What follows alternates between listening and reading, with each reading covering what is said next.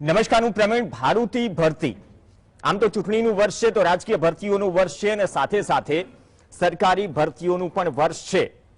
શિક્ષિત બેરોજગારો સતત આંદોલન કરી રહ્યા છે પોતાની માંગ માટે, કેમ કે વિદ્યા સહાયકો પણ ગાંધીનગરમાં પોતાની માંગને લઈને અલગ અલગ રજૂઆતો કરી રહ્યા છે કે સાહેબ 10,000 પ્રવાસી શિક્ષકોની ભરતી કરી, પરંતુ કાયમી ભરતી કેમ નથી કરતા? વિધાનસભાનું સત્ર 31 માર્ચે પૂર્ણ થયું, તે બાદ જે આંકડા આવ્યા ચોંકાવનારા છે. પ્રાથમિક શિક્ષકોની આટલી બધી જગ્યાઓ ખાલી છે અને આપણે વિશ્વગુરુ બનવા જઈ રહ્યા છીએ દાવાઓમાં. આ તમામ પરિસ્થિતિઓ વચ્ચે પ્રાથમિક શિક્ષકો હોય, તેમાં આચાર્ય હોય, ગ્રાન્ટેડ શાળાઓમાં માધ્યમિક સ્કૂલ હોય કે પછી ઉચ્ચતર માધ્યમિક સ્કૂલ હોય, આ તો શિક્ષકોની વાત થઈ.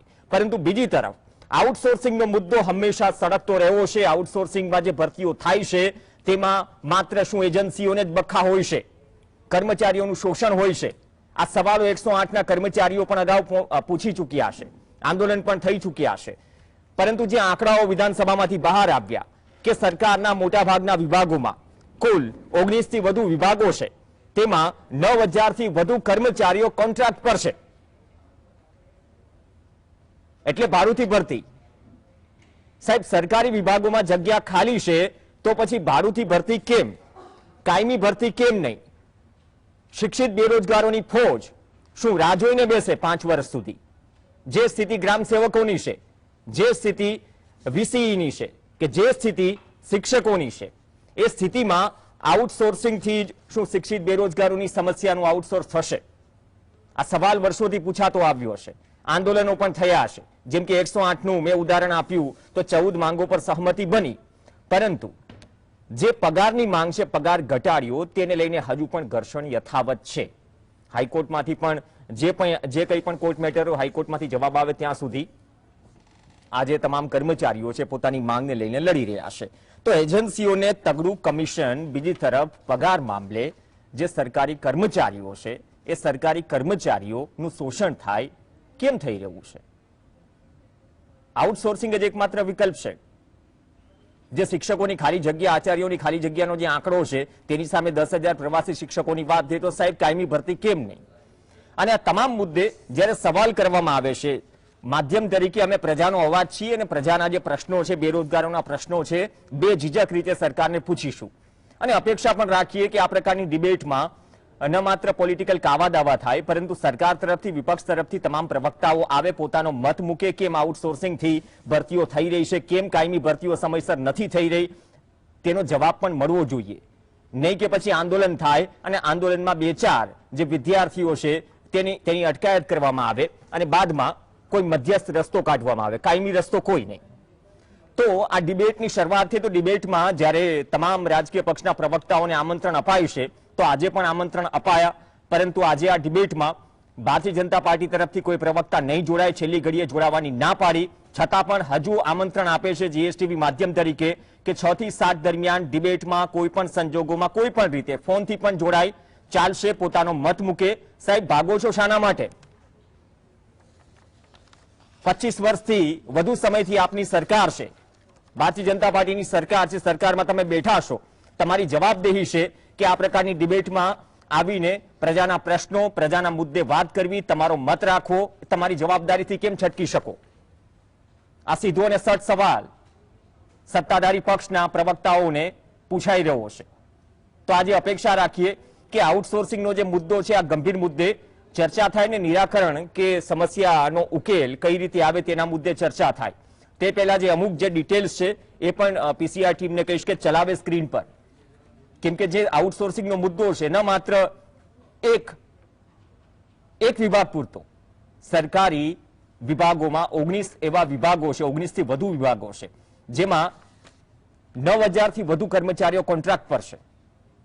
હવે આ કોન્ટ્રાક્ટ પર કર્મચારીઓની માંગ પણ અલગ છે. એટલે તમે શિક્ષિત થઈ ગયા બાદમાં તમારી પાસે કાયમી ભરતીનો વિકલ્પ નથી, તો મજબૂરીમાં તમે કોન્ટ્રાક્ટ પર જતા રહો. એમાં પણ આક્ષેપો થતા રહે કે ભાઈ મારા સારા નહીં પરંતુ મારા. આ આક્ષેપો છે ભૂતકાળમાં પણ કે તેવાઓને ભરતી કરવામાં આવે. હજી તો ઘણા નિગમો છે, ઘણા વિભાગો છે જેના વાર તહેવારે આ પ્રકારના કૌભાંડ ઉઠતા આવ્યા છે, તેમની સામે સવાલો ચિંતાતા આવ્યા છે. પરંતુ આ સવાલનો યોગ્ય ઉત્તર હજારો ડિબેટ બાદ પણ ગળે ઉતરે એવો નથી મળી રહ્યો. એવું કેવું છે કોન્ટ્રાક્ટ કર્મીઓનું. આ જ મુદ્દે આપણી સાથે ચર્ચામાં સ્ટુડિયોમાંથી જોડાશે મિહિર પટેલ, આપના પ્રવક્તા છે. પ્રફુલ ગઢવી કરિયર એક્સપર્ટ તરીકે જોડાશે.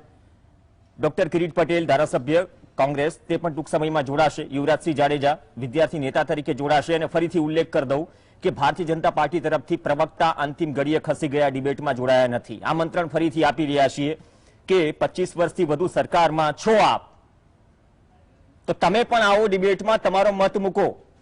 તમારી પાસે પણ સરકારી આંકડા છે, તમામ પાસે સરકારી આંકડા છે. વિધાનસભામાં પણ આંકડા ચર્ચાઈ ગયા, એ જ આંકડાઓ અહીં પણ ચર્ચાશે.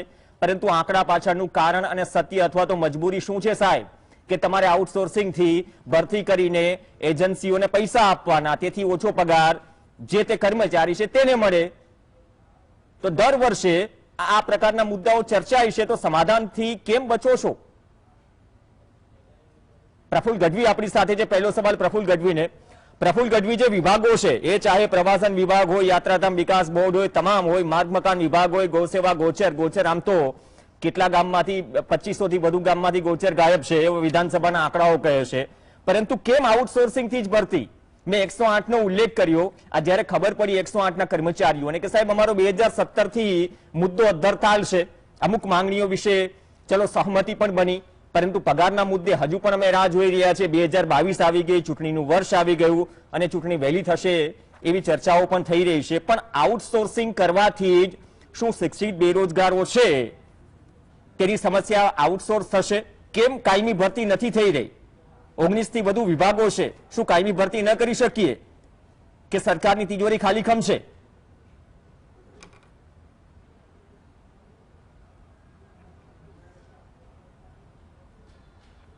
મિહિર પટેલ આપણી સાથે છે. થોડો ટેકનિકલ ઇસ્યુ છે. મિહિર પટેલ, આજે તો સત્તા પક્ષમાંથી કોઈ પ્રવક્તા નથી, જોડાય તો તેમને પણ આમંત્રણ. પરંતુ આજકાલ વિપક્ષ બનવાની રેસ પણ અલગ અલગ રીતે જામી છે, એ વસ્તુ પણ બાજુમાં મૂકીએ. પણ આપ આ મુદ્દાને કઈ રીતે જોઈ રહ્યા છો? તમે પણ નોકરીઓના મુદ્દે પંજાબમાં આજ વાત કરી રહ્યા છો, દિલ્હીમાં પણ આજ વાત કરી રહ્યા છો અને ગુજરાતમાં પણ આ વાત કરી રહ્યા છો. પણ કોઈ પણ પાર્ટી કઈ પણ વાત કરે છતાં પણ આઉટસોર્સિંગની સમસ્યા અને કર્મચારીઓનું શોષણ એ તો જગજાહેર છે. ફરક બે પાર્ટીઓમાં એટલો છે કે જે મહાભ્રષ્ટ ભારતીય જનતા પાર્ટી જે ખાલી વાતો કરે છે અને કટ્ટર ઈમાનદાર આમ આદમી પાર્ટી છે કરીને બતાવે છે. જો દિલ્હીની વાત કરીએ તો 12,000 જેટલા જે કોન્ટ્રાક્ટ બેઝ ઉપર કર્મચારીઓ હતા એમને પણ સરકારમાં લઈ લેવામાં આવ્યા છે. જો પંજાબની વાત કરીએ તો 25,000 જેટલી સરકારી નોકરીઓ બહાર પાડવામાં આવી છે. હવે વાત એટલી છે કે ભ્રષ્ટ ભારતીય જનતા પાર્ટીના પ્રવક્તા આજે ડિબેટમાં તો નથી, પણ આવનારા દિવસોમાં સરકારમાં પણ નહીં હોય, એ હું તમારા માધ્યમથી બાંહેધરી આપું છું. બીજી વાત એ છે કે તમે એક સરસ સવાલ એ કર્યો કે એમની દાનત નથી કે પછી તિજોરીઓમાં પૈસા નથી. આ બહુ સમજવા જેવો મુદ્દો છે કે એમની દાનત નથી કે તિજોરીઓમાં પૈસા નથી. એક નાનું ઉદાહરણ આપીને હું તમને સમજાવું. એસએમસી સુરત મહાનગરપાલિકાની જો વાત કરીએ તો એમાં BRTS નો જે કોન્ટ્રાક્ટ આપવામાં આવે છે, એટલે કે BRTS ના ડ્રાઈવર હોય કે BRTS ના સિક્યુરિટી હોય કે પછી ટિકિટ ચેકર હોય, એ જે કોન્ટ્રાક્ટ આપવામાં આવે છે એમાં દર વર્ષે 40 કરોડ રૂપિયા જેટલું ફંડ જેટલા રૂપિયા જે છે એજન્સીને આપવામાં આવે છે અને એજન્સી નોકરિયાતોને હાયર કરે છે. ઇટ ડઝન્ટ મીન કે સરકાર પાસે પૈસા નથી, કારણ કે 40 કરોડ રૂપિયા તો ચૂકવાઈ રહ્યા છે.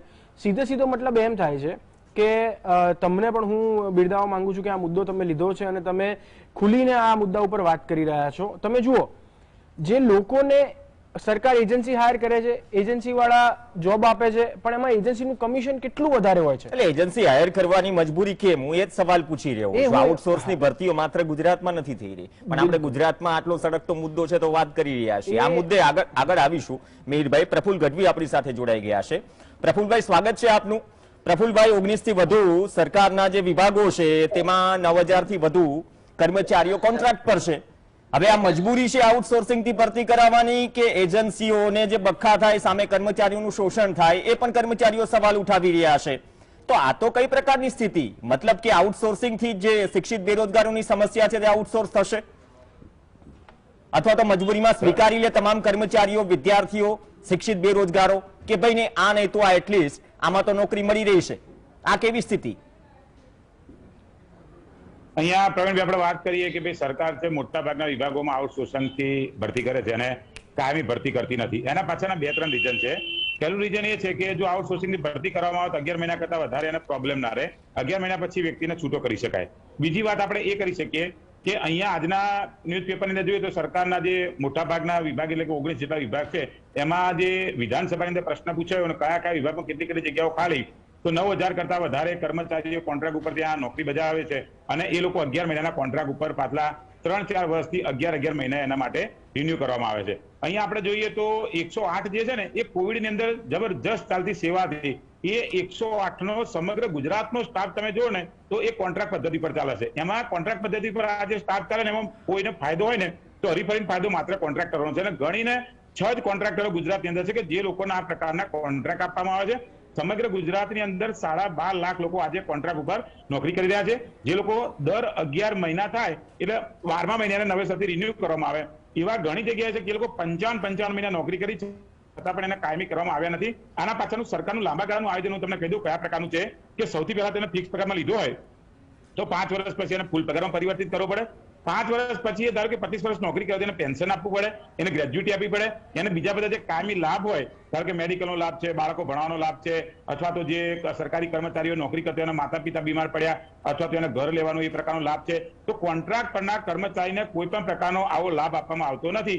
એ કોઈ પણ પ્રકારની સામાન્ય ભૂલ કરે તો બીજા દિવસે એને મૌખિક કે એમ કે ભાઈ તમે કાલથી નોકરી નહીં આવતા એવું કહી અને એને મોકલી દેવામાં આવે. કોન્ટ્રાક્ટ ઉપરના કર્મચારીનું મોટું શોષણ કયું થાય તો એને મેડિકલ જે મળવી જોઈએ એ રેગ્યુલર કર્મચારી જેટલી મળતી નથી, રેગ્યુલર કર્મચારી જેટલી એને ઈએલ મળતી નથી, રેગ્યુલર કર્મચારી જેટલો એને ફૂલ પગાર મળતો નથી. હું તમને એક એક્ઝામ્પલ આલું કે 108 ની અંદર જે લોકો નોકરી કરે છે, મારે ત્યાં ઘણા બધા સ્ટુડન્ટ ભણવા હતા તો એ લોકો એવું કહેતા સાહેબ અમારો 22,000 રૂપિયા પગાર છે પણ અમને 12,000 રૂપિયા આપવામાં આવે. તો એને પૂછતો તમારા બીજા 10,000 જાય ક્યાં? મને કે એમને આપતા જ નથી કે બરાબર. ઘણી બધી એવી કોલેજો છે કે જ્યાં ગવર્મેન્ટની અંદર કોન્ટ્રાક્ટ ઉપર એને લેવામાં આવે તો કે ભાઈ કોન્ટ્રાક્ટ ઉપર લઈને 75 રૂપિયા પર એને સહી કરવામાં આવે. આજે તાજો હું તમને દાખલો કહી દઉં કે 13,000 જેટલા પ્રવાસી શિક્ષકો છે એને 5 મહિના માટે લીધા હતા, 11 મહિના નહીં 5 મહિના માટે લીધા હતા. એ લોકો માટે 30 એપ્રિલ સુધીનો સમયગાળો વધારવામાં આવ્યો. કેમ?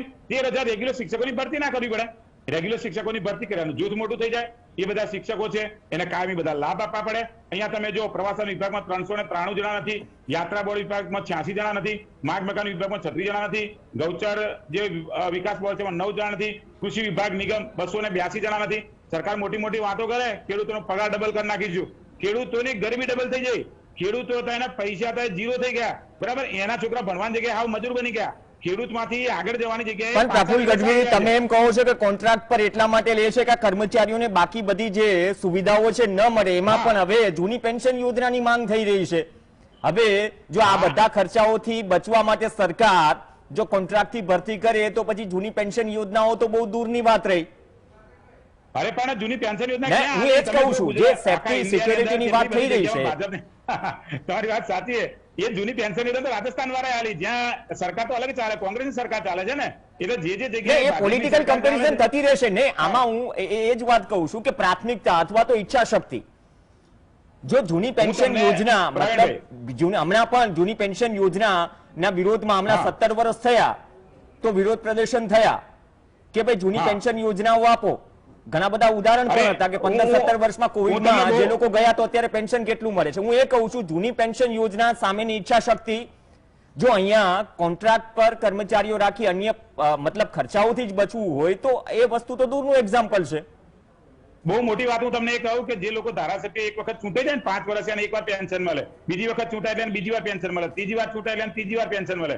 એ લોકો 10 વાર ચૂંટાય 10 વાર પેન્શન મળે અને આ સરકારી કર્મચારી હોય એને આ લોકો એકવાર પેન્શન આપતા નથી બરાબર. એટલે એ એમની કોઈ ઈચ્છા જ નથી કે ભાઈ સરકારી કર્મચારી 25 વર્ષ કે 30 વર્ષ માટે સેવા બજાવે તો એને પેન્શન આપવું. પણ ધારાસભ્ય કે એમપી એમએલએ હોય એ 5 વર્ષમાં એકવાર ચૂંટાય તો એકવાર એને પેન્શન આપવામાં આવે. તમે થોડા દિવસ પહેલા એક તમને ઉદાહરણ આપ્યું, પેપરમાં આવ્યું આપણે કે ભાઈ પંજાબમાં નવી સરકાર બની બરાબર. તો નવી સરકારે એવું કીધું ભાઈ જેટલી વખત તમે ધારાસભ્ય ચૂંટ્યા એક વાર કે 10 વાર માત્ર એક જ પેન્શન તમને મળશે. એ વાત ત્યાં નક્કી કરવામાં આવી. જયારે અત્યારે આપણે ગુજરાતની અંદર અથવા તો બીજા બધા રાજ્યોની અંદર કે સંસદમાં જોઈએ તો જેટલી વખત ધારો કે કોઈ સંસદ સભ્ય 3 વખત ચૂંટાય તેને 3 પેન્શન મળે, મતલબ 30,000 મળતું હોય તો 1 લાખ રૂપિયા મળે, 3 ગુણ્યા 30 બરાબર 90,000 રૂપિયા મળે. ધારો કે ધારાસભ્ય તરીકે 7 વખત ચૂંટાયેલો હોય અને 20,000 મળતું હોય તો 7 ગુણ્યા 20 1,40,000 મળે. જે સરકારી કર્મચારી 25 વર્ષ સેવા બજાવે છે એને રેગ્યુલર પેન્શન એક વખત નથી આપતા અને પેલો ધારાસભ્ય ટાઈમ પાસ આઈન જતો રહે બરાબર, પૂરી હાજરી તો હાલતા જ નથી. તમે હું બધા જોઈએ છે રોજ પેપરમાં આવે અને એ લોકોને 3 મિનિટથી વધારે બોલવાનો ટાઈમ નહીં મળતો અને કોણ ક્યાં બોલતા હોય આપણને બધી ખબર છે. સરકારી કર્મચારીને રેગ્યુલર લાભ આપવો ના પડે, પ્રજાના રીતે દબાઈ શકાય. સરકારી કર્મચારીને દબાવે તો ઇન્ડાયરેક્ટલી પ્રજા દબાય, કેમ કે સરકારી કર્મચારી કોણ આવે? સામાન્ય પ્રજા આવે, જેની જોડે 10 વીઘા જમીન હોય, 2 વીઘા જમીન હોય, મજૂર હોય બરાબર, અથવા તો કોઈ લારી કે ભાઈ ગલ્લા કે એવું સામાન્ય પાથરણા વાળાનો એના છોકરા સરકારી કર્મચારીમાં. ધીરુભાઈ મેડમ છોકરા કઈ જગ્યાએ કલેક્ટરમાં નોકરી, તલાટી નોકરી, તમને બતાવજો તો કે કયા નેતાના છોકરા તમારે તલાટી કે અને સોલ્યુશન શું? ચલો હું આગળ વધું. પ્રફુલ્લ ગઢવી, સોલ્યુશન શું? આનું સોલ્યુશન એ જ થાય કે સમગ્ર ગુજરાતના બધા જ નાગરિક ભેગા થઈ અને નક્કી કરે કે ભાઈ જે સેવાઓ સરકારી કર્મચારીઓને મળે છે બરાબર, એ સેવાઓ જે ધારાસભ્ય કે મિનિસ્ટર મળતી હોય એ જ કક્ષાની મળવી જોઈએ. કેમ કે એ લોકો આપણી સેવા તો કરે છે. આપણે પોસ્ટ ઓફિસમાં જે કઈ દિવસ આપણું કામ ના થયું, પેલા આપણે પંચાયત ઓફિસમાં તલાટી કઈ દિવસ કામ ના કર્યું, પોલીસ સ્ટેશનમાં જ્યાં પીએસઆઈ કઈ દિવસ ના પાડી તમારે પોલીસ સ્ટેશનમાં નહીં આવો, ધારાસભ્ય ત્યાં જાઓ તમને નહીં મળે ધારાસભ્ય. અરે મિનિસ્ટર તો બહુ દુર્લભ વાત છે, ભગવાન મળી જાય તમને મિનિસ્ટર ના મળે. એટલે જે આ મિનિસ્ટરનો સેવા મળે છે ને એ જ સરકારી કર્મચારી વર્ગ 1 નો હોય, વર્ગ 2 નો હોય, વર્ગ 3 નો હોય, વર્ગ 4 નો હોય, એને સેમ ટુ સેમ સેવા મળે અથવા બંનેને બંધ. આ જ એનું સોલ્યુશન. ચલો નેતાઓની વાત અલગ છે, 5 વખત ચૂંટાય તો 5 વખત પેન્શન મળે, અલગ વાત થઈ રહી છે. પંજાબમાં પણ કોંગ્રેસના જો પ્રવક્તા જોડાય ધારાસભ્ય ડોક્ટર કિરીટ પટેલ તેની રાહ જોઈ રહ્યા છે. મીરવે આજ સવાલ આપને, મતલબ કે ત્યાં તો ચલો બદલાવની વાત કરી તમે, અહીંયા સમસ્યા તો એ છે ને કે પેલા નેતાઓ પોતાની સેફટી જોશે અને બાદમાં ચલો પ્રજાના પ્રશ્નો ચર્ચાશે. એવું નથી કે સરકાર પ્રજાના પ્રશ્નો વિશે વાત નથી કરતી, વાત તો કરે છે, પરંતુ આ પ્રકારના ગંભીર મુદ્દાઓ ઉપર જરાક ચલો લોકશાહીને થોડીક શરમ આવે એવી વાત થઈ કે મંચ ઉપર ખુદ સત્તા પક્ષના પ્રવક્તા નથી. હવે પ્રશ્ન એ છે કે સવાલ પણ કોને કરવો? એટલે સવાલ એ જ છે કે તમે વસ્તુઓ સમજો. આ જે સરકાર છે એ જવાબદારી લેવા નથી માંગતી. એક વસ્તુ છે કે આજે કોઈ એક વિભાગ છે કે જેની અંદર કોન્ટ્રાક્ટ બેઝ ઉપર તમે કર્મચારીઓને લીધેલા છે. હવે કાલે ઉઠીને કંઈક પ્રોબ્લેમ થઈ રહ્યો છે, કર્મચારીઓના કારણે કંઈ ઇસ્યુ થઈ રહ્યો છે, તો સીધો દોષ જે છે એ કોન્ટ્રાક્ટર ઉપર જવાનો છે અને કોન્ટ્રાક્ટના કર્મચારીઓ ઉપર જવાનો છે. સરકાર તો હાથ ઊંચા કરી દેશે કે અમારે તો કોઈ લેવા દેવા નથી, અમે તો રાખ્યા નથી નોકરીએ. પહેલી વાત. બીજી વાત એ છે કે જ્યારે તમે કોન્ટ્રાક્ટરને 22,000 રૂપિયા લેખે પગાર આપો છો, કોન્ટ્રાક્ટર 10,000 રૂપિયા કે 12,000 રૂપિયા એની પાસે રાખે છે ને 8,000 રૂપિયા આગળ એમ્પ્લોય સુધી પહોંચાડે છે. હવે વાત જ એ છે કે સે ફોર એક્ઝામ્પલ ગવર્મેન્ટ ડાયરેક્ટ 12,000 રૂપિયા પગાર જે છે એમ્પ્લોયને આપે તો જે વચ્ચેનો 10,000 નો ગેપ રહ્યો એ વધ્યો. તમે 12 મહિનાની વાત કરો તો 1,20,000 જેટલા રૂપિયા બચી શકે છે. હવે એ જે 1,20,000 રૂપિયા બચ્યા એની અંદર સરકાર આરામથી જેને કોન્ટ્રાક્ટ ઉપર લીધેલા છે, ફિક્સ પગાર ઉપર લીધેલા છે, એ બધા જ લોકોને આરામથી એમનું પેન્શન પૂરું પાડી શકે, એમનું મેડિકલ જોઈ શકે અને બીજી ઘણી બધી જે વ્યવસ્થાઓ છે પીપીએફ કે પીએફ કે જે કંઈ પણ કરવાનું છે બધું ગવર્મેન્ટ કરી શકે એમ છે. પરંતુ અહીંયા દાનતની ખોટ છે. સરકાર આ બધી વસ્તુઓમાં પડવા નથી માંગતી અને એમની દાનત નથી કે જે ગુજરાતની અંદર બેરોજગારીનું પ્રમાણ વધ્યું છે એ કેવી રીતે ઘટે. એ આ જે મૂળ પ્રશ્ન છે એના ઉપર સરકારનું ક્યાંક ને ક્યાંક ધ્યાન નથી અને એના કારણે ગુજરાતની જે જનતા છે, ગુજરાતની 6.5 કરોડ જનતા અને 50 લાખથી પણ વધારે બેરોજગાર યુવાનો, શિક્ષિત બેરોજગાર યુવાનો જે છે એ સફર કરી રહ્યા છે આ તાનાશાહ સરકારની સામે. પણ એમને મારે એમ ચોક્કસથી કહેવું છે કે તમે હિંમત ના હારશો, કારણ કે 7 મહિના જ આ તાનાશાહી તમારે સહન કરવાની છે. 7 મહિના પછી કટ્ટર ઈમાનદાર આમ આદમી પાર્ટી જ્યારે આવશે ત્યારે ડેફિનેટલી આમ આદમી પાર્ટીની વાત કરશો, કોંગ્રેસની વાત કરશે, સત્તા પક્ષમાંથી કોઈ નથી. ડોક્ટર કિરીટ પટેલ વિપક્ષમાંથી જોડાઈ ગયા છે, કોંગ્રેસના ધારાસભ્ય. કિરીટ પટેલને સવાલ કરું એ પહેલા થોડી અપડેટ આપી લો. આ પેનલમાં યુવરાજસિંહ જાડેજા વિદ્યાર્થી નેતા તરીકે આવવાના હતા, પરંતુ હમણાં સમાચાર મળે છે કે યુવરાજસિંહ જાડેજાની અટકાયત થઈ છે. અટકાયતના કારણો પણ એવા છે કે વિદ્યાસહાયકની જે મતલબ માંગ સાથે આંદોલન થઈ રહ્યું છે, બે ને એક બેભાન થયા અને એ કિસ્સામાં અટકાયત થઈ. તો યુવરાજસિંહ જાડેજા પણ આ પેનલમાં નહીં જોડાઈ શકે અને સત્તા પક્ષના કોઈ પ્રવક્તા છે નહીં. ડોક્ટર કિરીટ પટેલ આપણી સાથે છે. કિરીટ પટેલ, આઉટસોર્સિંગ ખરેખર મજબૂરી છે કે પછી હવે પ્રેક્ટિકલી જે શિક્ષિત બેરોજગારો છે જેની મજબૂરી છે કે નોકરી નથી, એ લોકો બસ મજબૂરીમાં સ્વીકારી લે કે ભાઈ કાયમી ભરતીને એટલીસ્ટ આ કોન્ટ્રાક્ટ પર તો ભરતી મળે છે તો આપણે કરી લઈએ. ભલે વાર તહેવારે તમામ અલગ અલગ જે કર્મચારીઓ છે અથવા તો જે શિક્ષિત બેરોજગારો છે આંદોલન કરે, પોતાની માંગ મૂકે, તો આ સમસ્યા કેમ વર્ષોથી ચાલી આવી રહી છે? ઉકેલ શું છે? વાત સાચી છે. સૌથી પહેલા તો આપનો આભાર એટલા માટે માનીશ કે આપે ગુજરાતના લાખો કરોડો યુવાનો અને જે વર્ષોથી નોકરીની રાહ જોઈને બેઠા છે અને 15-20 વર્ષથી કરાર આધારિત નોકરી કરે છે અને અમને એમની ઉંમર પણ પૂરી થવા આવી એવા લોકોનો તમે અવાજ ઉઠાવ્યો છે. કરાર આધારિત આ વાત એ વિદ્યાર્થીઓની એ કર્મચારીઓની મજબૂરી નથી, સરકારની મજબૂરી છે અને આ કર્મચારીઓની મજબૂરીનો લાભ સરકાર ઉઠાવી લઈ છે. અને જે એજન્સીઓ આઉટસોર્સિંગની ચાલે છે, કરોડો રૂપિયાનું ભ્રષ્ટાચાર કરે છે. મેં વિધાનસભાની અંદર પણ રજૂઆત કરી હતી કે દર વર્ષે 1200 કરોડ રૂપિયાથી વધુનો ભ્રષ્ટાચાર થાય છે અને કેટલીક એજન્સીઓમાં તો આ રાજ્યના મિનિસ્ટરો પણ સામેલ છે. એટલે ખરેખર આ એક યુવાનોનું શોષણ છે અને આઉટસોર્સિંગ હોવું જ ના જોઈએ. વિદ્યાર્થીઓને અને કર્મચારીઓને કાયમી નોકરી હોવી જોઈએ. અને ગઈ વિધાનસભાની અંદર નીતિનભાઈ પટેલે પણ કહ્યું હતું કે અમે આઉટસોર્સિંગની અંદર કર્મચારીઓને સીધો પગાર આપીશું. આજે કર્મચારીઓને સરકાર પાસેથી 20,000, 25,000, 25,000 રૂપિયા લેવામાં આવે છે અને એજન્સી એવા કર્મચારીઓને 8,000 થી 10,000 રૂપિયા આપે છે. એટલે આ તો શોષણ છે. વારંવાર રજૂઆતો થઈ, અમે પણ રજૂઆતો કરી. વિધાનસભાની અંદર પણ જે એક એજન્સી છે અમારી પાટણની, એ એજન્સીએ અમને ખોટી માહિતી આપી છે. છતાં પણ સરકાર આવી એજન્સીઓ વિરુદ્ધ કોઈ કાર્યવાહી નથી કરતી. એટલે એમાં સરકારની શું મજબૂરી છે એ મને સમજાતું નથી. પણ આઉટસોર્સિંગ દૂર થવું જોઈએ અને જે પણ ક્વોલિફાઈડ વિદ્યાર્થીઓ છે એમને કાયમી નોકરી મળવી જોઈએ. ઓકે, પણ કિરીટ પટેલ, મને એ સમજાવો કે આ જે આઉટસોર્સિંગ માટેની એજન્સીઓ છે, આટલો હેત અને આટલો પ્રેમ ક્યાંથી ઉભરાય છે? અને વિપક્ષ તરીકે નહીં, વિપક્ષ તરીકે ડોક્ટર કિરીટ પટેલ, આપ જેવા ધારાસભ્ય, તમારા જેવા ધારાસભ્ય વિધાનસભામાં પણ આ મુદ્દો ઉઠાવે છે, સરકારને પણ રજૂઆત કરે છે. હવે જવાબ શું મળે છે? કંઈક તો જવાબ મળતો હશે ને. આંદોલનકારીઓ જે છે, મતલબ કે આંદોલનકારીઓનો જેનો ટેગ લાગી ગયો, પોતાની ભરતી કાયમી નથી થઈ રહી, એવા વિદ્યાર્થીઓની અટકાયત થઈ રહી છે, ન કે સોલ્યુશન જે સર્જી રહ્યો છે પ્રશ્ન વર્ષોથી. ખરેખર તમે જે રીતે મીડિયાની અંદર ઉજાગર કર્યો, જ્યાં સુધી આ રાજ્યના યુવાનો, શિક્ષિત બેરોજગારો જાગૃત બની અને સરકાર સામે આંદોલન નહીં કરે ત્યાં સુધી મેં કહ્યું એમ કે આ આઉટસોર્સિંગ એજન્સીની અંદર સરકારના મિનિસ્ટરો ભાગીદાર છે. કઈ તપાસ થતી નથી. અને રાજ્ય વિધાનસભાની અંદર પણ અમારા વિધાનસભાની અંદર જે કર્મચારી અમારી ધારાસભ્યોની સહી લે છે, મેં વિધાનસભાની અંદર કહ્યું હતું કે આપણા માટે શરમજનક બાબત છે કે જે કર્મચારી આપણી સહી લે છે એને મિનિમમ વેજ પ્રમાણે પણ પગાર મળતો નથી, એનું પણ શોષણ થાય છે. તો એ આપણા સર્વાના માટે એ શરમજનક બાબત છે. પણ ખબર નથી સરકાર શા માટે ચૂપ છે, સરકાર શા માટે આવી એજન્સીઓ સામે કાર્યવાહી નથી કરતી, એ એક તપાસનો વિષય છે. ઓકે, પણ તો પછી ઉજાગર કરો કૌભાંડ. એજન્સીઓના કૌભાંડ ઉજાગર કોણ કરશે? તમે કહ્યું કે જાગૃતતા લાવવી જોઈએ, શિક્ષિત બેરોજગારો જે છે આંદોલન કરે. તમારા જેવા ધારાસભ્યો પણ ચલો વારથી વાર મેં કહ્યું સવાલ ઉઠાવે છે, તો પછી આંદોલન, હું એ પ્રકારે કહું છું કે આટલો મોટો જો ચિંતાજનક આ વિષય છે, સળગતો પ્રશ્ન છે, તો એ ફોર્સફુલી વાત કેમ નથી થતી? આટલા વર્ષોથી ઠીક છે, 25માં વાત થયા કરે છે, 6-8 મહિને વાત થયા કરે છે, પણ જે પડતર પ્રશ્નો છે એ પ્રશ્નો તો જ્યાં ને ત્યાં છે, એમાં કોઈ પ્રોગ્રેસ તો દેખાઈ રહી નથી. વાત સાચી છે. જો તમે મીડિયા સહકાર આપતો હોય તો આ બાબતે ઝુંબેશ ઉઠાવવાની જરૂર છે. હું તમને કાલે તમે મારા GSTV નો પ્રતિનિધિ મારી પાસે મોકલજો. હું એને પુરાવા સાથે વિધાનસભાની અંદર અમને જે જવાબો આપ્યા છે અને એની રિયાલિટી જે છે, એ જે અમને એવી માહિતી આપી કે એજન્સી દ્વારા કર્મચારીઓને 16,000 થી 18,000 રૂપિયા ચૂકવવામાં આવે છે, ત્યારે કર્મચારીની સ્લીપ એ 8,000 થી 9,000 રૂપિયાની હોય છે.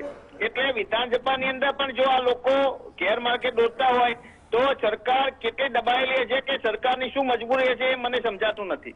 ઓકે, પ્રફુલ્લ ગઢવી, જો આ કેગનો રિપોર્ટ તો છેલ્લા દિવસે મુકાય અને છેલ્લા દિવસે મુકાયા બાદ હવે તો ચૂંટણીનું વર્ષ છે, તમામ ધારાસભ્યોથી માંડી નેતાઓ ચૂંટણીની તૈયારીમાં વ્યસ્ત છે. ચર્ચાની વાત તો દૂર રહી વિધાનસભામાં.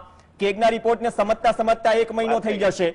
હવે જે આંકડાઓ આવ્યા, તો માધ્યમ તરીકે તો અમારી જવાબદારી છે કે ભાઈ આંકડાઓ વિધાનસભામાં આવ્યા, પ્રજા સમક્ષ મૂકીએ, ડિબેટો થાય. પણ જે વાત કરવામાં આવી ડોક્ટર કિરીટ પટેલ તરફથી કે આટલા બધા કૌભાંડો છે અથવા તો એજન્સીઓને આટલા બધા બખ્ખા છે, જાગૃતતાની જરૂર છે, તો આટલો બધો સળગતો પ્રશ્ન છે, તો ઈચ્છા શક્તિ કોણ દેખાડશે? વિપક્ષ દેખાડશે, સત્તા પક્ષ દેખાડશે? અહીંયા જે ગુજરાતના યુવાનો છે એમને સૌથી પહેલા બિન સચિવાલય પરીક્ષાનું આંદોલન કર્યું, તેના કારણે બિન સચિવાલયની પરીક્ષા કેન્સલ થઈ હતી. પછી LRD માટેનું આંદોલન કર્યું, તે માટે જે મહિલાઓ તેની સુપર ન્યુમેરી સીટ્સ જે હતી એ વધારવામાં આવી. એટલે ગુજરાતમાં કોઈ પણ વસ્તુ તમે પ્રવીણભાઈ જોઈ લો, જ્યાં સુધી આંદોલન ના થાય એનું રિઝલ્ટ આવતું નથી. ગઈકાલે પેલું માલધારીઓ વાળું હતું આંદોલન કે ભાઈ ઢોર માટે લાયસન્સ લેવાના, અને કાલે બધા આખા ગુજરાતના માલધારીઓ આખા ગુજરાતમાં દેખાવ કર્યો, સરકાર તરત પટાક દઈને ફરી ગઈ. એમ સમગ્ર ગુજરાતના જે 30-35 લાખ યુવાનો છે કે ખરેખર જે લોકો અત્યારે 12.5 લાખની સંખ્યામાં ગુજરાતની અંદર એ પોતે કોન્ટ્રાક્ટર તરીકે ફરજ બજાવે છે, કોન્ટ્રાક્ટની નોકરી તરીકે, એ કોન્ટ્રાક્ટની નોકરી તરીકે 12.5 લાખ લોકો ફરજ બજાવે છે, એ બધા ભેગા થઈને ગાંધીનગર કે અમદાવાદ કોઈ એક સ્થળે ભેગા થાય ને 12 લાખનો રેલો દેખાય, બરાબર, જેવી રીતે પટેલ આંદોલન થયું હતું 10 લાખ લોકો દેખાય, એના કારણે ઈબીસી આવ્યું, એવી રીતે આ 12.5 લાખ લોકો જે કોન્ટ્રાક્ટની અંદર નોકરી કરે છે બધા ભેગા થાય તો જ સરકારને એવું લાગે કે 12 લાખના કારણે 50 લાખ મત અમારા જશે અને અમારી સરકાર નહીં આવે તો જ ફેરફાર થાય. બાકી તો બધા જો સરકારથી બીતા રહ્યા, કારણ કે ફિક્સ કર્મચારીઓ છે, 2001 થી એક પોલીસ કોન્સ્ટેબલે જે કેસ કર્યો તો આજે સુપ્રીમ કોર્ટની અંદર લટકે છે, હજુ ફિક્સ પગાર વાળાને ફૂલ પગાર નથી કર્યો. આજે ફિક્સ પગારના આ 22 વર્ષ થઈ ગયા. નરેન્દ્ર મોદી જયારે સીએમ હતા ને વડાપ્રધાન થઈ ગયા, કદાચ વડાપ્રધાનમાંથી 5-10 વર્ષમાં નીકળી જશે તો હજુ એનો ઉકેલ ના આવ્યો. એટલે જ્યાં સુધી તમે તમારી આંદોલનમાં શક્તિ નથી બતાવતા ત્યાં સુધી આ જે સરકાર હોય ગમે તે, હું તો કહું ગુજરાતની આખા ઇન્ડિયાની કોઈ પણ સ્ટેટની સરકાર હોય, આંદોલનમાં 5-10 લાખ લોકોને જોઈ જાય ને તો જ એને એવું થાય કે ભાઈ હવે મારે આનો હક આપવો પડશે. ભારતની અંદર હક તમે સીધી રીતે લઈ નથી શકતા. ભારતમાં તમારે આંદોલન કરવું પડે, સરકારને તમારી તાકાત બતાવવી પડે કે મારા 25 લાખ કે 12 લાખ લોકો મારી સાથે છે, એના બીજા ફેમિલી એટલા સાથે છે, એને 50 લાખનો આંકડો દેખાય તો જ એ લોકો ત્યાંથી દૂર થાય અને એ સુધાર થાય. ધારો કે કોન્ટ્રાક્ટર છે તો આખા ગુજરાતમાં કોણ કોન્ટ્રાક્ટ પર નોકરી નથી કરતું? તમે કોઈ પણ સામાન્ય ગામડું પકડી લો જ્યાં 500 ની વસ્તી હોય, જ્યાં પેટા ફરું કહેવાય, જ્યાં પોતાની સ્વતંત્ર ગ્રામ પંચાયત ના હોય, એની અંદર 2 જણા કોન્ટ્રાક્ટની અંદર નોકરી કરે છે, એમને સરકાર જોડેથી લેવા વાળા કોન્ટ્રાક્ટરો 15,000 રૂપિયા લે, પેલા 5,500 રૂપિયા લે, 9,500 રૂપિયા પોતે ખાઈ જાય છે. એટલે જ્યાં સુધી કોન્ટ્રાક્ટરો સરકારથી બીશે નહીં અને એ કોન્ટ્રાક્ટરોને બીવડાવવા માટે કોન્ટ્રાક્ટ ઉપર નોકરી કરવા વાળા લોકો એક જૂથ બનીને 12 લાખ લોકો બહાર નહીં આવે, બરાબર. ધારો કે હમણાં ધારાસભ્ય શ્રી કિરીટભાઈ પટેલે કીધું કે ભાઈ જે યુવાનો છે અને જેમનું શોષણ થઈ રહ્યું છે એમને પોતે આંદોલન કરવું પડે. ગુજરાતમાં તમે આંદોલન ના કરો તો તમને પીવાનું પાણી ના હાલે. લોકો કેવી વાત કરો છો તમે ખેતીવાડી વાળાને પાણી નથી મળતું, માલધારીઓ છે એ લોકોને ઘાસ ચારો નથી મળતો, બરાબર. તમે યુવાનો છે એને નોકરી નથી મળતી. આજે 2014 થી લઈને 2022 તમે જો 5 લાખ જગ્યાઓની ભરતી નહીં કરી સરકારે. 5 લાખ જગ્યાઓ કાયમી ભરતી કાલે કરી શકાય, કાલે જાહેરાત પાડી શકાય એવી વ્યવસ્થા છે. વિધાનસભાની અંદર એને જવાબ આપી દીધા કે ભાઈ 2019 થી લઈને 2021 માં 1,12,731 કાયમી જગ્યાઓ ખાલી પડી જેને જીએડીએ મંજૂર કરી, પણ આ લોકો ભરતી નથી કરતા. બીજી નવી વાત કરું, તમે ગુજરાત ગૌણ સેવા પસંદગી મંડળના ચેરમેન નિમણૂક નથી કર્યા. બીજા કે જીપીએસસી ના ચેરમેન 2-2.5 મહિના થવાયા, એને ચેરમેન નિમણૂક નથી કર્યા. હવે તમે ચેરમેન જ નહીં ભરો, કાલે ચૂંટણી ડિક્લેર કરી દેજો, પછી એમ કે ચૂંટણીની અંદર તો જીપીએસસી ના ચેરમેન ના મુકાય, ગુજરાત ગૌણ સેવા પસંદગીના ચેરમેન ના મુકાય, એટલે પછી એમ કે છે જીપીએસસી ક્લાસ પ્રફુલ્લ ગઢવી, આ મુદ્દાઓ તો છે ને, વસ્તુ એ જ છે કે આ જ મુદ્દાઓ છે ને કાયમી છે, જેના વિશે આપણે સવાલ કરતા આવ્યા છે, વાત કરતા આવ્યા છે. બ્રેક માટે રોકાઈશું, પણ બ્રેક પહેલા જો હું 108 ની વાત કરતો તો દિનેશ દેસાઈ કહે છે 108 ના કર્મચારી છે કે સાહેબ 2017 થી અમારો ઇસ્યુ લટકેલો છે, 100 થી વધુ કર્મચારીઓ બેરોજગાર થયા. હવે હાઈકોર્ટના આદેશની આપણે રાહ જોઈ રહ્યા છીએ. જીવીકે અને સરકારમાં રજૂઆતો કરી છતાં પણ અમે આ 2017 ની 2022 તમે રાહ જોઈ રહ્યા છે. આ છે આઉટસોર્સિંગની વાસ્તવિકતા. આ 108 ના કર્મચારીઓ વાત કરી રહ્યા છે. બ્રેક માટે રોકાઈશું અને બ્રેક પર બ્રેકમાંથી પરત આવી એ પહેલા ફરીથી આમંત્રણ આપી દઈએ. જો ભારતીય જનતા પાર્ટી ખુદને વિશ્વની સૌથી મોટી પાર્ટી હોવાનો દાવો કરતી હોય, પ્રવક્તાઓની આટલી મોટી ફોજ હોય, તો આઉટસોર્સિંગના મુદ્દા પર સાહેબ મંચ પર કેમ નથી? મંચ પર આવો, તમારો જવાબ રજૂ કરો.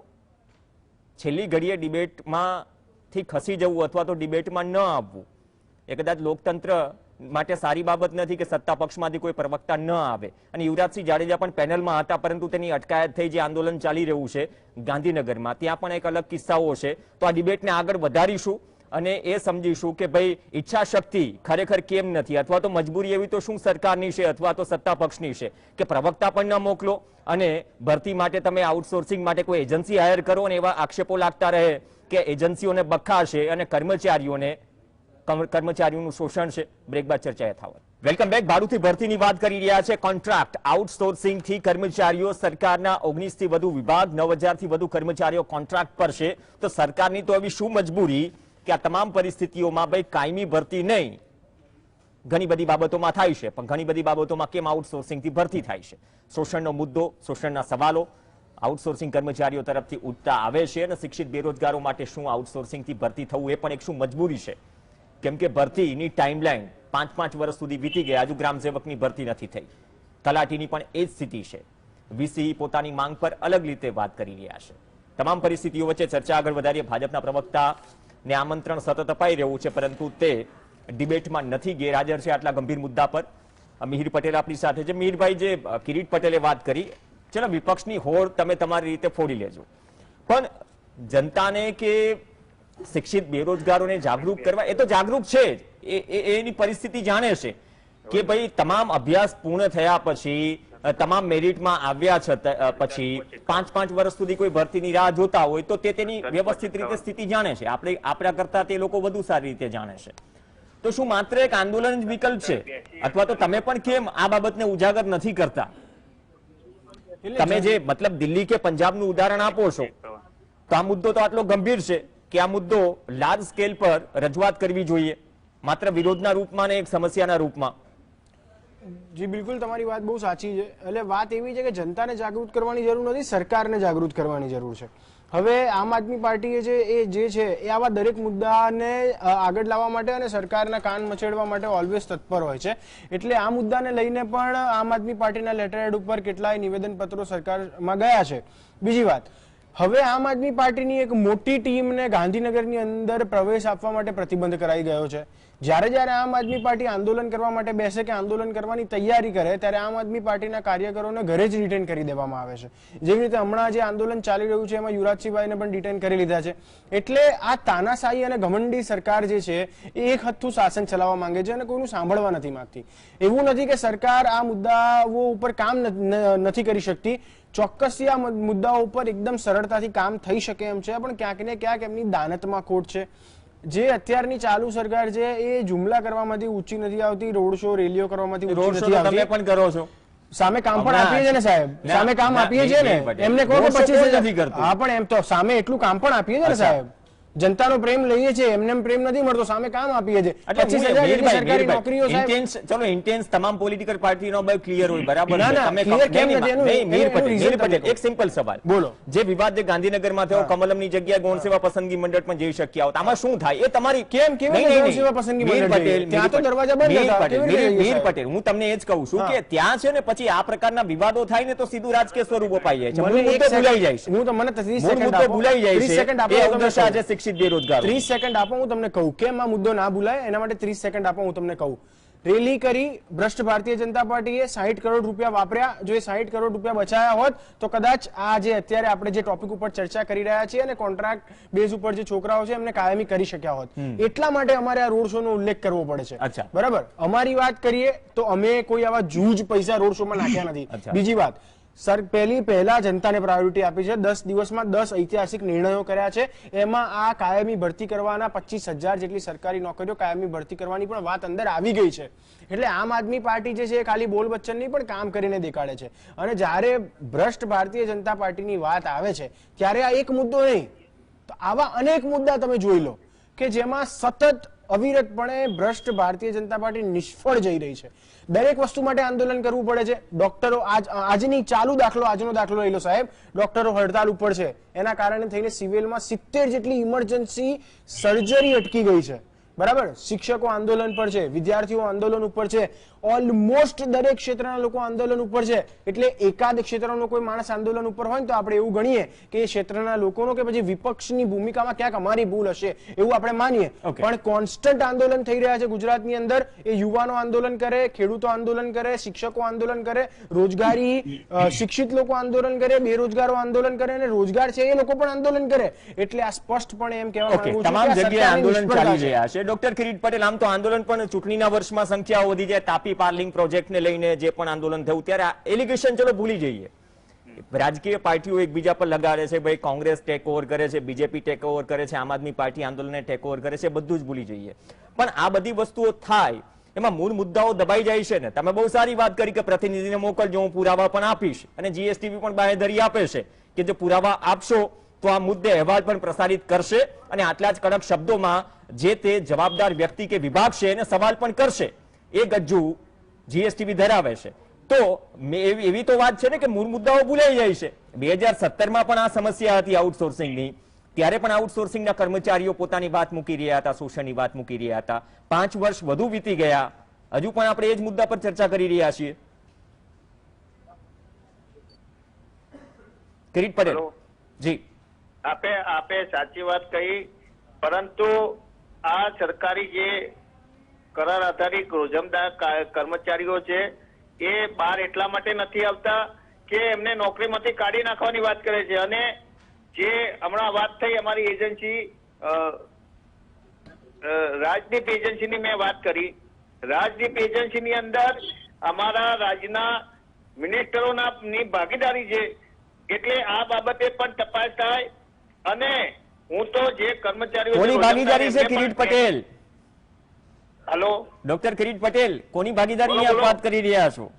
થોડો એ ફોન તમે પાડો. તપાસ કરો કોને તમે તપાસ કરો મીડિયાના માધ્યમથી કે એ એજન્સીને બચાવવાની કોને કોને વિધાનસભાની અંદર પ્રયાસ કર્યો છે એ તપાસ કરવાની જરૂર છે. અને જો બહાર આવે તો જ આ જે કર્મચારીઓનું છે શોષણ નહીં થાય. બાકી તમે ગમે તેટલી બૂમો પાડશો, અમે ગમે તેટલી બૂમો પાડી, ના, અમે બૂમો પાડવામાં નથી માનતા કિરીટ પટેલ, ડોક્ટર કિરીટ પટેલ બૂમો પાડવામાં નથી માનતા. બહુ સીધા સાદા શબ્દોમાં સવાલ પૂછતા આવડે છે બસ. પણ નહીં થાય. પણ આપણે સાથે મળી મીડિયાના માધ્યમથી અને અમે જે પ્રતિનિધિઓ છે ચૂંટાયેલા અને જ્યાં સુધી કર્મચારીઓનો સાથ નહીં મળે ત્યાં સુધી આ બાબત બહાર આવવાની નથી.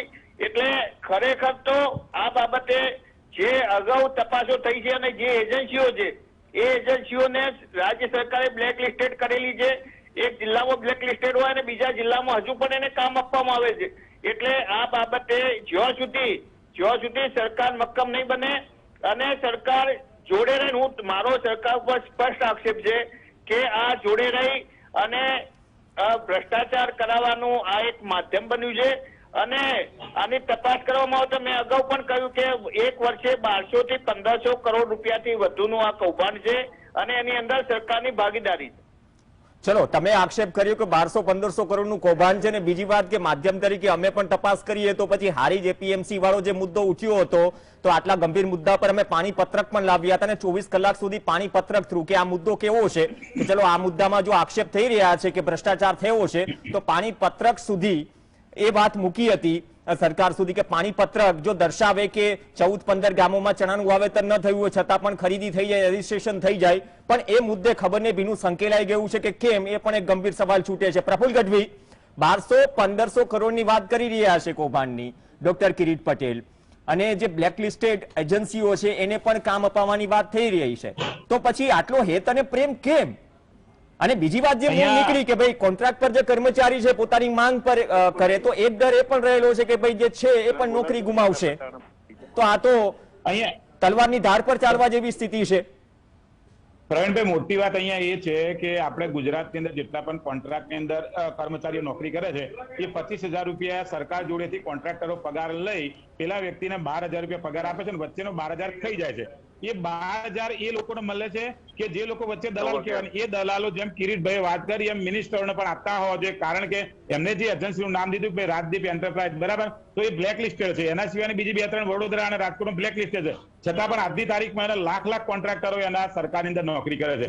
1 લાખ કોન્ટ્રાક્ટરો નોકરી કરતા હોય કેટલા બધા રૂપિયા વચ્ચે તેને મારી ખાવા મળે, અને એ જે તે કોઈ મિનિસ્ટર હોય કે બીજો કોઈ વચ્ચે દલાલ હોય એને કેટલા બધા રૂપિયા મળે. તમે 108 ની સર્વિસ જો જે કોરોના વખતે એ લોકો આ જીવ ઉપર આવી જઈને બિચારા કામ કરતા હતા, બરાબર, મિનિસ્ટરો લોકોની જોડે જતા બીજા હતા અને બીજા બધા ડિપાર્ટમેન્ટના જે મુખ્ય ડોક્ટરો હતા એ જતા બીજા હતા. એ જગ્યાએ જે 108 ની અંદર જે કર્મચારી નોકરી કરતા, એ જે ફાર્માસિસ્ટ હોય, નર્સ હોય કે ડોક્ટરો હોય, BHMS હોય કે BSMS હોય, એ બધા જ સરકારી કર્મચારીઓને આજની તારીખે પણ પાછલા 7 વર્ષથી ફિક્સ પગાર આપવામાં આવે છે અને કોઈ પણ પ્રકારના વધારાના રૂપિયા આપવામાં નથી આવતા.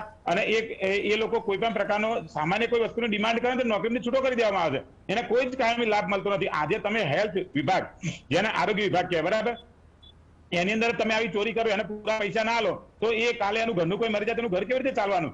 આ કોઈ મિનિસ્ટર મરી જાય કરોડો રૂપિયા આલ દેશે, તરત પાછળ એમ છોકરાને એની લાઈફ સેફ રાખવા માટે તરત પટાક દઈને ટિકિટ આપી દેવામાં આવે છે, બરાબર. તો એ 5 વર્ષ માટે થઈને કે 2 વર્ષ માટે થઈને કે MP MLA બન્યા હોય તો એની જિંદગી સેફ થઈ જતી હોય. તો સરકારી કર્મચારી તરીકે વ્યક્તિ યુવાન ભણી ગણીને આજે 22 વર્ષ સુધી દરેક મા બાપ પોતાના દીકરા પાસે રૂપિયા રોકતા હોય, સમય રોકતા હોય, સ્કૂલે લેવા જતા હોય, મૂકવા જતા હોય, પૈસા ના હોય તો એ ગમે ત્યાંથી ઉછીના પાછીના વ્યાજે લાવીને કે ઘરની ચીજ વસ્તુ, ઘરેણા કે દુકાન કે મકાન કે ઝાડ વેચીને કે ઢોર વેચીને લોકો પોતાના છોકરાઓ ભણાવતા હોય. એ છોકરાને શું લેવા આવી રીતે 5-6 હજાર રૂપિયા શોષણ કરવા માટે ભણાવતા હોય. પણ અહીંયા મૂળ મુદ્દો એ જ છે કે જ્યાં સુધી 15 લાખ કે 20 લાખ લોકો ભેગા થઈ અને ગુજરાતની અંદર મોટું આંદોલન નહીં કરે ત્યાં સુધી આપણે ગમે એટલી ડિબેટ કરીશું કે ગમે એટલા ન્યૂઝપેપરમાં સમાચાર આવશે કે વિધાનસભામાં ગમે એટલી વખત વિરોધ પક્ષ પ્રશ્નો પૂછશે, પણ આનો નિવેડો કદી નહીં આવે. તમે વિચાર કરો, 4 એજન્સીઓ બ્લેક સિક્યોર છે, છતાં પણ એને લાખ લાખ કર્મચારીઓ સરકાર દ્વારા આજે કોન્ટ્રાક્ટ ઉપર એને જ સેવા આપવામાં આવે છે, બરાબર. એ બદલવામાં નથી આવતું અને એ કર્મચારીઓની જે કર્મચારી નોકરી લેવામાં આવે એના માટેની એજન્સીઓ દરરોજ પેપરમાં જાહેરાત આવતી હોય કે અમારા જાહેરાતમાં આરોગ્ય માટે આટલા ફાર્માસિસ્ટ જોઈએ છે, આરોગ્ય માટે આટલી નર્સો જોઈએ છે, પટાવાળા માટે આટલા વ્યક્તિ જોઈએ છે, ક્લાર્ક માટે આટલા. એ જાહેરાતો સરકારે બહાર પાડવાની હોય. પેલો ખાનગી કોન્ટ્રાક્ટર એવું ક્યાંથી 10-12 હજારની જાહેરાત બહાર પાડે? સરકાર આમ તો 5 જણાનો ઓર્ડર આલે તો મોટું મોટું ઢોલ વગાડીને એમ કહેશે કે અમે આટલા લોકોને સરકારી નોકરી આલી. અરે શિક્ષકોને કે LRD ને હાજર કરવાના હોય તો એના હોમ મિનિસ્ટર કે એજ્યુકેશન મિનિસ્ટર કે CM હોય એ પોતે એનો ઓર્ડર લેટર આવતા. હાલ જબરો જમાનો હોય. એક જમાનો તો કલેક્ટરને કોઈ દિવસ ઓર્ડર આવતો તો એનો પેલા પોસ્ટના પરબડિયાની અંદર ગેર ઓર્ડર આવતો અને એના દ્વારા એ લોકો હાજર થતા. નહીં, કોર્પોરેશન પંચાયતોમાં પણ આઉટસોર્સિંગ કોન્ટ્રાક્ટ પ્રથાથી ભરતી થશે ને? હમણાં બહુ જૂના સમાચાર નથી, બહુ નવા સમાચાર છે.